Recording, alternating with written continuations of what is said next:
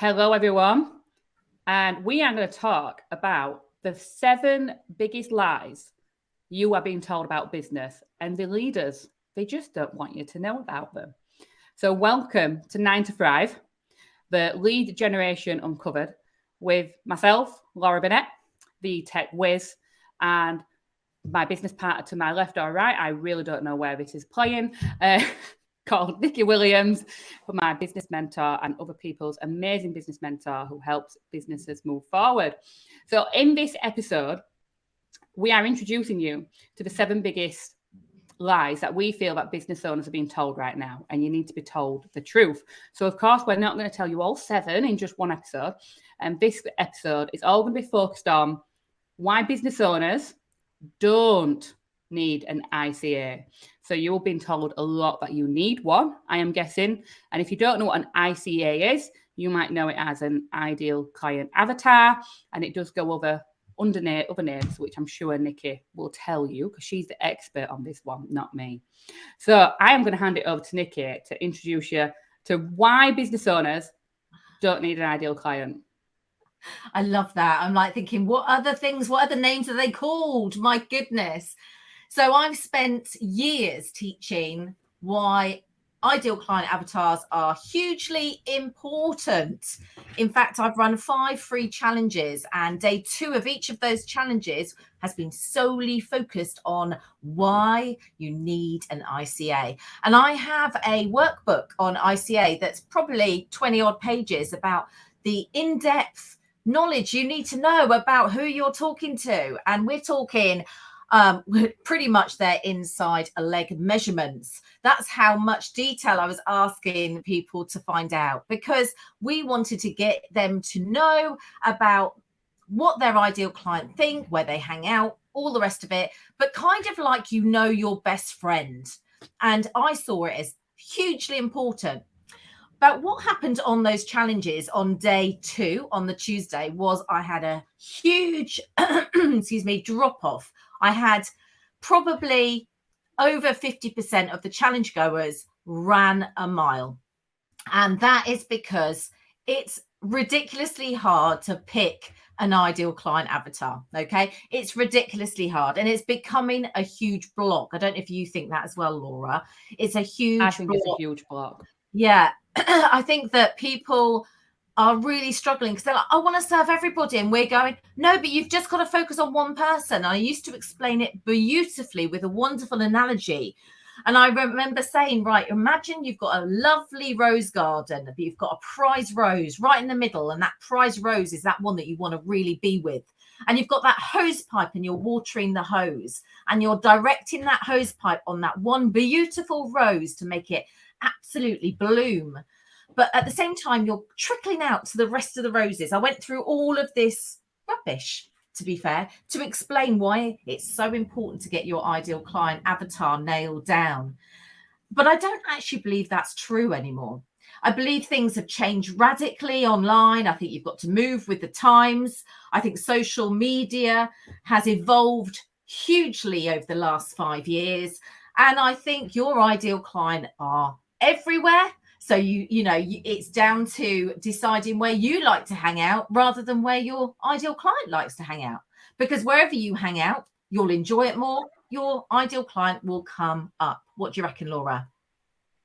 No, I 100% agree. Because I remember when you gave me that workbook when I first met you. And I think it was a challenge, actually. And I remember that workbook. And I was like, what? I need to know what magazine to read. I don't even know what kind of magazine I like to read. Never mind the ideal client, what magazine they want to read. And it's like, how do I know what TV show to read? And then you've wasted that many hours thinking about your ICA. You've actually not moved forward. I do think, which obviously we'll get onto, you do need some form of ideal client, or dream client, you call it. But not to that level of depth. Like, the algorithm does not know what magazine people reads unless people talk about their magazine, or what books they read, or what TV shows they read, what places they like to visit. The algorithm doesn't know all that information. Ads do, but not the actual algorithm of the general social media posting. So if we're trying to get into someone's head like that, then you start procrastinating, and you don't do anything, you end up overwhelmed, you end up not posting. And like you said, it's a block. Yeah. And that's where I started off. I was thinking, right, Facebook ads do require, or to really hone down your Facebook ads, you do require a certain amount of information. But the majority of online businesses, coaches, entrepreneurs do not take up Facebook ads. So therefore, it's blocking them, it's stopping them. And because they're like, oh my God, I do not know who I'm talking to, so I can't do anything. And then it stops their creation, their content creation, because they're like, I don't know who I'm talking to, but I've got to know who I'm talking to. So it really becomes quite an overwhelming block to moving forward. So what we're saying today is just get yourself out there. You know, we have to create or know who our problem is directed at. You know, so, you know, it could be that if you're a yoga teacher to people in their retirement age, okay, well, that's fantastic. That is who you're talking to. But we don't need to know where they live, because obviously it's going to be online. We don't need to know, you know, how big they are, small they are. We don't need to know if they're blonde hair, black hair. We don't need to know if they listen to Radio 2 or if they're on, you know, heart radio. We don't. How many children they've got. How many children they've got. What's their income. Okay. Because there's certain assumptions that we're going to always make when we're on social media, when we're advertising our wares. There's certain situations where and I do talk about dream client, but whatever clients you decide to choose, you've got to make the assumption they can afford your services. So that is just done. We don't need to have to question that. So we don't have to think, oh, how much income, you know, what's their family, their units income. You know, we don't need to know, you know, if they've got stepchildren, their shoe size, etc., etc. So we have, you know, I have turned around massively in my approach regarding this. And moreover, what I do is I think that there are so many obstacles that you as online business owners, coaches, entrepreneurs are facing. We don't need to put another block in your way. And what I do see is it's another thing that probably people are making money from, you guys, because you're like, I need this. So you go, okay, I'm going to invest in a coach or a mentor or a group program that tells me how to do this. And then I need to organize a small group of people so I can investigate what they really think, what they want, what, you know, you're doing all the research. Actually, we don't need that. That's utter rubbish. We do not need that. What do you reckon, Laura? Nope, totally agree. We just don't need it. So like for me, for example, I remember having a really in-depth and ideal client, but that never helped me write my social media, never helped me write my email marketing, never helped me talk to a client. All I know in the back of my head is that when I go onto social media, I am talking to business owners who need help with their tech or email marketing. And that's all I need to know. I don't need to know anything else. I just need to know that. And that business owner, as most people know, I have a very wide variety of business owners I work with. It could be a coach. It could be a bricklayer. You know, it's one dimension to the other for me. As long as they're a business owner who needs help with their tech, for me, that's all they need. Such as you could be a therapist. So you could obviously get this ICA work done if you want. And you could have an ICA who's female in her 30s, and she's always worked in corporate, and she's got 2 kids who run riot. But none of this is actually going to help you write your social media posts. And you'll actually never write your posts because you'll just be like overthinking it constantly. All you need to know is your ideal client is someone in their 40s maybe, who is struggling with anxiety every day and it's stopping them moving forward with their lives. That could be all the information you need to know. So you do have like an ideal client, don't you? But just, you don't need all that information. Yeah, it's a loose one.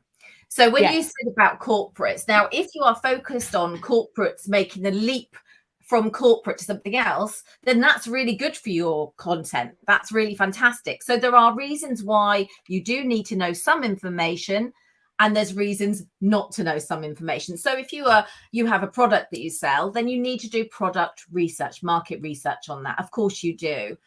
And you need to know ish how you're loosely serving somebody, but that every social media will have that mix of people on. Absolutely. LinkedIn has changed its approach totally, and it's no longer just a marketing your jobs, prospects arena. It's changed. It's now more of a social networking platform. You've got the reels on Instagram, on TikTok. You've got Facebook that have now brought in reels. It's transforming and evolving all of the time. And so therefore we have to as well. So we adapt our businesses in different ways, and that is becoming looser with your ideal clients. Now, I talk about dream clients, and that's very, very different to ideal client. Ideal client is very much, who you're talking to, what they're like, what gender they are, what age they are, what family they come from, what radio station they listen to. I talk about dream clients as in, who would you love to work with? So if you've ever worked with somebody and you go, oh my goodness, that guy was an absolute dream. If I could work with somebody like him every day, I would. Now that's a dream client. Laura was a dream client. And so much so that she's like my business bestie now, my podcast co-host. It's amazing, isn't it? How online business and networking, communicating with people really evolves. And I would say, moreover, anything with ICA is just network, talk to people, get to know people, because even if the person you're talking to isn't your dream client, they might have in their network somebody that is your dream client. 100%. And I always think back to reels are a big thing right now, aren't they? Reels and TikTok. And if you were super, super, super niche and you'd really got an ideal client and you were doing a reel just specific to this 30-year-old with 2 kids who's in corporate and has a 3-story house with 2 bedrooms, you would actually never get found on a reel, because you'll be using hashtags so niche that they only get searched maybe 10 times, 20 times. They're not, because nobody listening to this can tell me that they put into their hashtag, when you're going on reels to watch, you wouldn't search hashtag 3-story bedroom house with white windows. You don't search that as a hashtag. So you don't need to know that. A bit extreme, I know. But hashtag you don't need to know that. Everybody searches hashtag business owner, hashtag entrepreneur, hashtag business mum, they search for big things. So yes, we still need to use some niche ones. Like I might use hashtag active campaign, hashtag whatever software I might be using. Or if you're dealing with anxiety, you might search hashtag anxiety phobias. So you might, a little bit of a niche there, but you don't search hashtag women with anxiety in 30s. We just don't search it, do we? So if you start being too niche, you just won't get found, because social media is too big. It is way too big, and it's about getting yourself visible. Yeah, and that's very much what we said earlier about finding that platform, that social media platform that you actually love to use. Like Laura loves reels and she's really amazing on it. Fantastic. Love it. So she'll be all over Instagram and TikTok and all the rest of it. Whereas that's not my bag at all. It's not something that I would naturally be able to just put together, because she's just a just freaking do it person. Whereas I'd have to make a plan and then another plan of action. And so therefore LinkedIn is a better approach for me and a bit better platform. And I enjoy it much more. So I hang out very much on LinkedIn, whereas Laura does LinkedIn, but also she can approach these other platforms as well. So it's about getting on that platform that you absolutely love, because once you're love it and comfortable, then you can start talking to the people that you want to talk to, the people that you want to work with, and start shouting from the rooftops about what you love and what your thing is. Exactly that. So in a nutshell, the lie you're being told is that you need to know your ICA more than you know yourself, because you do pretty much when you do these workbooks like Nicky had, the 20-page notebook.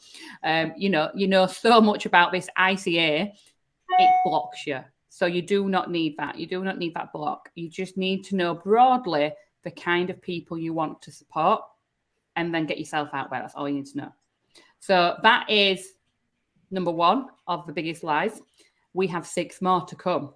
But also, in September, we have an amazing masterclass coming up where we're going to revisit the 7 biggest lies that we're talking about on this podcast and more. And you are invited. So if you want to join us on this masterclass, ready for September, join us by going to thethrivebusinessacademy.com /masterclass. You know, we're keeping this URL as simple as possible. It will be in the show notes as well, so you can just click it and make it super easy. And you can join us on our masterclass, where we are going to talk more about the 7 biggest lies you're being told about business that leaders just don't want you to know.